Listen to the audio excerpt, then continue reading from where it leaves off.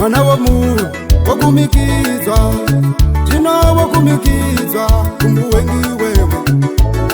Itarindai tinamate mwana womunhu wokumikidzwa, zvino wokumikidzwa kumuwengi wewe.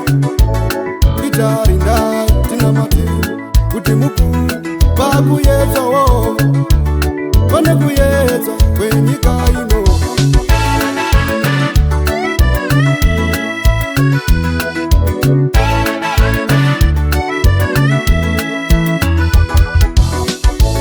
Zowati mweya unoda nyama yakaneta ise, zowati mweya unoda nyama yakaneta ise,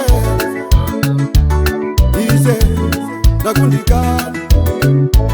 Zowati mweya unoda nyama yakaneta ise, zowati mweya unoda nyama yakaneta ise, ise nakundikana. Kuregerwe kuda kwangu asikuitwe kwa iye Jehova. Moyo wangu watambudzika. Kuregerwe kuda kwangu asikuitwe kwa iye Jehova. Moyo wangu washunguruza. Kuregerwe kuda kwangu asikuitwe kwa iye Jehova. Moyo wangu watambudzika. Kuregerwe kuda kwangu asikuitwe kwa iye Jehova. Moyo wangu washunguruza.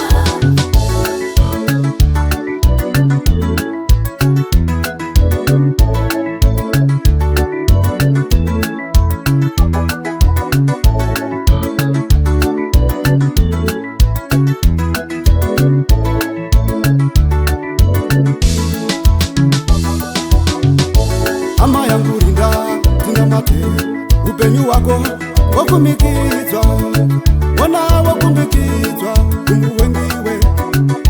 Hama yangu rinda tinamate upenyu wako wokumikidzwa, mwana wokumikidzwa kumuwengiwe.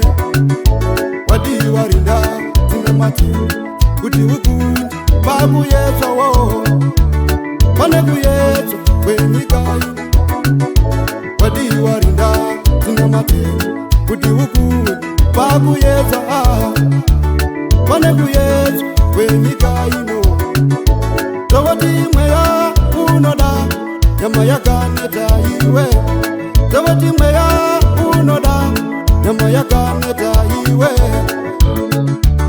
Pakuyedzwa uchakunda seiko, zowati mweya unoda nyama yakaneta iwe.